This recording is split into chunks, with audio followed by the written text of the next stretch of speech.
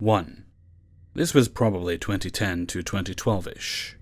My buddy and I were coming back from Boone, North Carolina, headed to Kennersville, North Carolina. It's a little over an hour and a half drive, and you have to go through a town called Wilkesboro. Wilkesboro is located right on Highway 421, a little under halfway through the drive headed back to Kennersville. It's quite literally a straight shot once you're on 421, and we were for sure on 421. It was somewhat late-ish, probably 10 or 11 p.m. We were coming home from snowboarding. I was driving, and my buddy was riding in the passenger seat. As we are driving, we were coming to the point where we should have started seeing signs for Wilkesboro. We see nothing but open highway. I keep driving for a good while, certain I am going to be coming up on Wilkesboro any minute. I was looking really intently for it too, because we were coming down the mountain and you have to slow down to 35 miles per hour in Wilkesboro. I didn't want to get a speeding ticket, so I had my eyes peeled, because there is almost always a cop there. There are also multiple traffic lights, gas stations, fast food restaurants, etc. You know, a whole downtown area. We see none of this after we should have definitely seen it by now. All we saw was open highway. At this point, I start thinking to myself, did I just completely blow through Wilkesboro without even knowing it? A little more time passes and I ask my buddy, did we go through Wilkesboro yet? He says no, and he was just wondering the exact same thing. I know I didn't take a wrong turn, because once I was on 421 there was no need to turn, so I just kept driving. I mean, we would have had to go through it, right?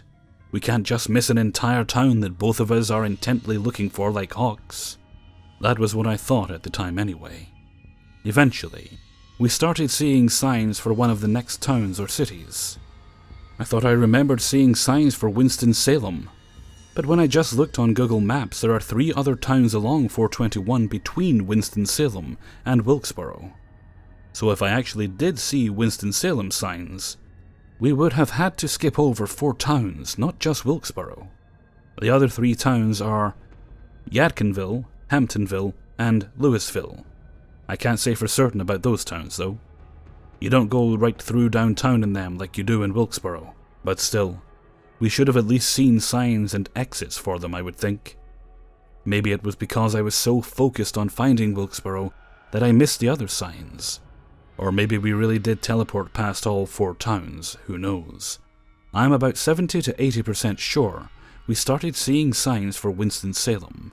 That's the only part of the story I'm not 100% positive about. I just know once you hit Wilkesboro, there are traffic lights and a whole downtown area that you drive right through the heart of. You really can't miss it. We were just like, whoa, that was weird, or something like that. I think I also started laughing a bit because I was so dumbfounded as to how this could have possibly happened. After the teleport, we made it home just fine without any other occurrences. I'm not sure if we lost or gained time. I wish I would have remembered to look. That would have been interesting to note. Everything was so seamless. Nothing looked out of the ordinary or weird. We just simply teleported, it seemed. I guess I should note this is roughly in the general area where the brown mountain lights phenomena occurs at. 2. Before I start this, I have had a total of only about 4 strange things happen to me in my 19 years of being alive. Nothing bad, and usually just inexplicable events that I normally just brush over. Doesn't really bother me. Usually they end up just being fun stories for me to share whenever I'm with my friends and it's late at night, and we're talking about stuff like that. Anyways, I recently got a new Mercedes. I decided to switch out the center caps on the wheels for the star-styled ones. Instead of the blue wreath, I wanted the regular 3-pointed star ones. So I unwrapped the pack of 4 3-pointed star center wheel caps. I went to take the old ones off, but I couldn't find the hole to stick the removal tool into. So I looked up a tutorial for removing the wheel caps. The YouTube video depicted someone using a razor blade to sneak in between the seal and pry it out. So I took a box cutter and went to work on the caps. This is where it gets weird. I kneel down for the first wheel. I stick my razor blade in the seam between the cap and the wheel and start prying. Absolutely instantly, half of the razor blade is missing, clearly broken off from prying. I heard it ping down the garage floor and come to rest just inches shy of the Mustang. I fell back on my butt and stared at my car for what felt like an hour. I had the overwhelming feeling that there was another version of me, where the razor blade went right into my eye. My eye was almost vibrating. It was the absolute strangest feeling I have ever experienced. I remember feeling very bad for the other version of me that was now dealing with a razor shard in his eye. I might also use this throwaway account to describe the other extremely strange thing that happened to me while driving this exact car, if any of you guys are interested. I don't even know where to post it, but it is one of the 4 unexplained things I've experienced in my life. Thanks for reading, guys. Edit. A lot of you messaged me and asked me about the history of my car and to hear the 3 a.m. story. I'll start with some history on the car. It's a 2006 Mercedes-Benz C280 4MATIC, Capri Blue, with ash grey leather interior. It is the only one finished in this color combination I have ever been able to find. Mercedes database says that color combination never existed, but the paint codes on the doors are original, and they match up with the Mercedes' own database of colors they produced. According to Carfax, the car was sold from the dealership brand new in New Jersey on June 27, 2006, with 20 miles on it. It drove every day up until March 18, 2010, where it had 22,886 miles on it. Now here's where I think it gets weird. My dad passed away on March 18, 2010. Keep this in mind. On March 18, 2010, the car's history report goes completely dark. There is absolutely no activity until May 21st, 2013. At this point, it has 22,889 miles on it, meaning it was obviously put into storage on March 18th, 3 years earlier. About a year later, on March 26, 2014, it is reported to have a service again at 119,530 miles. Then another one at 119,533 miles. 3 miles apart. The dealership I purchased it from has custody of it, having put the 3 miles on it. At this point, I buy the car with 119,533 miles on it. 3 years later in 2017. Now I'll get to the 3 a.m. story. I was coming back home from a party at my friend's. I didn't drink because I had work in the morning. I took a road home that was well known to be pretty barren after rush hour, and it was the fastest way back home to my lake house. I gotta be honest here, I was still wrapped up in things that went down at the party that night, and I was looking down at my phone. Going about 55 miles per hour, I felt something suddenly rubbing the inside of my hands. I looked up from my phone and the steering wheel was turning by itself. The car made an evasive maneuver, turning the wheel about 90 degrees to the left, straightened out, and 90 degrees back to the right again, within about 2 seconds total.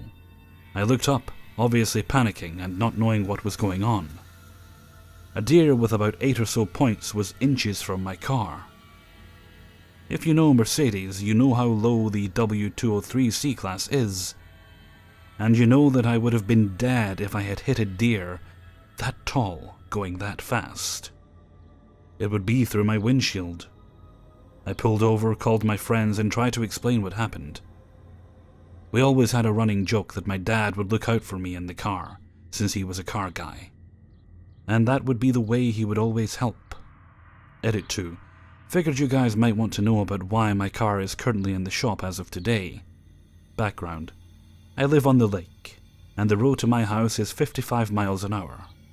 One left turn and my house is on the right. A few nights ago, I pulled into my driveway, which is inches from the lake. I put the car in park and noticed the brake pedal was rock hard. I pressed it over and over again, absolutely rock solid, and it had no effect on the car's momentum, because I tried to move it in my garage and had to stop it with the e-brake. So I take it to the shop. They tell me a seal on the vacuum line to the brake snapped off as soon as I pulled into my driveway. If it had happened 30 seconds earlier, I would have been going 55 miles per hour straight into the lake. I like to think that car has my back. 3. Yesterday I worked a 9-hour shift as usual, 8:30 a.m. to 5:30 p.m. I work at Walmart and I'm usually in the food section stocking and helping customers. Now keep in mind, I got a good amount of sleep the night before, and I'm not under a lot of stress, so I don't think I was daydreaming or hallucinating. Around 10ish I helped a woman find Go Veggie cheese. She stood out because we had a conversation about how the cheese was made completely out of vegetables, and I thought that was a pretty neat alternative. The second person I helped was a young man. I also thought he was hot, so I definitely remembered his face. He asked me to show him where we kept the non-refrigerated cases of Gatorade. Easy peasy. I finished stocking my aisle when another person came up to me. She had beautiful neon purple hair and a cute voice. She just wanted to know where the bathrooms were. All of this happened between 10 and 1:15 when I took my break. That's nearly 3 hours. I came back from my break at 1:50 and went back to stocking. Around 4, and I shit you not, my friends, the same woman came up to me on the opposite side of the aisle this time and asked me the same fucking question. Upon greeting her, I said, "Hey, you're back," and chuckled. She just gave me a strange look and continued asking for help. Okay. I walked her over to the deli and brushed it off. We have regulars come in all the time. She probably just forgot she asked me. About 20 minutes later, Mr. Long, Tan and Handsome asks for the location of his sports drink again. I felt uneasy. Maybe they never left the store. It had been almost 4 hours at this point, though. Am I losing it? Naturally, I'm an introverted person. I like observing, people watching. I notice little things and remember them for no reason. After that guy, I really started looking around and noticed random little things happening again. The Pepsi guy pushing his cart to the back room and almost colliding with an elderly customer happened twice, once before my break and again after. The teenage guy in Adidas track pants circling the aisles, looking for the group of friends he came in with, twice. An elderly regular in a wheelchair asking my manager if we have his jarred sauerkraut back in stock, twice. Maybe they came back in, right? But the icing on the fucking cake, purple hair cute voice, asking where the bathroom is. Have I lost it? Did time go in a loop after my break? I don't know if this has shit to do with anything, but for the past few days I have been doing meditations and law of attraction related things to speed up time, just to make work go by faster. But this wasn't faster, this was full circle. I'm scared but also curious. I'm going to do the exact same things before work on Friday, just to see if it happens again. Meaning go to sleep at the same time, do my meditations, take the same shortcut on my route to work, everything. But hey, maybe it was just a coincidence. 4. This is actually something that has been bugging me for a long time, but for some reason I've waited until now to say it. In the summer when I was 17, an incredibly random memory came back to me, and I don't know if it actually happened or not. Since then, it keeps coming back to me every now and then, and every time I think about it, I find it a little stranger than before. I remembered a few years ago my parents brought a husky home from a shelter, but for some reason brought him back only a few days later. For some reason I completely forgot about him until that one summer. I try to chalk it up to me just making it up and having a vivid imagination. But the more I think about it, the more I remember incredibly intricate details about him. I remember that he was about 1 year old when we got him. I remember that unlike most huskies, both his eyes were the same color. His fur felt more like hair does after getting a buzz cut. I remember the exact way he jumped around in the grass, and how his face lit up when he looked at me. I remember the way he was panting and squinting his eyes. and I even remember wearing a t-shirt and cargo shorts and feeling the warm sunlight on my skin. I do tend to have a vivid imagination and a good memory, but never have I had a memory quite like this. My first instinct is that it was just a dream, but I specifically remember having him for at least a few days, and dreams I have never span more than a couple of minutes. If this was real, then why did I forget about it for so long? If it was fake, then why do I have such vivid recollections of him playing in my yard? I haven't asked my parents if they remember adopting a husky, because I feel like if it really happened, they don't bring it up for a reason. It's probably just my mind playing tricks on me. But this is the only time I've felt anything like this. I'm probably not doing a very good job of explaining this whole thing, but has anybody else had a similar experience with a vivid false memory? That is, if it even is a false memory. 5. The incident occurred 4 years back when I was in 9th grade. I was in my bedroom, which was on the first floor. It was around 11:30 p.m. My mom was in my bedroom for some reason I don't really remember, but she was on her phone and I was just laying on the bed, staring at the blank ceiling, watching the fan blades rotate and try to fall asleep. We've got a family of 6 people that includes Mom, Dad, my elder brother, and my grandparents. So my dad was downstairs in his study, my brother was in his room, and my grandparents went to bed early, given the fact that they are really old. The house was all locked up. Now it went like this. I heard a bang on my bedroom door that shocked both me and my mom. She was gonna unlock the door, and then the bang came again. Firstly, we didn't have any pets back then, and nobody in the house pounds a door like that. It was as if someone was pounding the door to break it open. I was half asleep, so I didn't realize it at first, so I went to open it quickly. As I approached the door, the repeated large bangs shook me into full senses. But I wasn't terrified yet. It seemed very weird and out of nowhere. I remember reaching for the door handle as I heard the last pounding right in front of my face. There was nobody standing. I switched all the lights on in the hallway. Saw nothing. Heard my dad yelling from downstairs about what the heck was going on upstairs. Then saw my brother get out of his room and downstairs. My grandparents' room was locked at the end of the hallway. I went upstairs on the 2nd floor where there led a small hallway to the roof door, which was also locked pretty well from inside along with all the doors and windows of the house. There was really no need for me to confront this to my family, because the interesting thing is that it was not me alone who got to hear the pounding on the door noise. It was everybody, except my grandparents who were really old and asleep. And I knew my family wouldn't joke like that, especially in bedtime hours. Moreover, the last bang was when I had already grabbed the door handle to open it. I always kept telling myself that either my dad or my brother was kidding, but to this day both my dad and my brother never agreed to that, and I cannot shake off the fact that I felt the vibration of the door banging when I touched the handle to open it. What do you guys say? Hey everybody, Hellfreezer here, and thank you very much for listening to 5 True Glitch in the Matrix Stories, episode 63. Thank you very much to everybody who allowed me to use their stories in this video, especially the authors of the last 2 stories who kind of saved my bacon at the last minute, because there would not have been a glitch video this week if it hadn't been for them.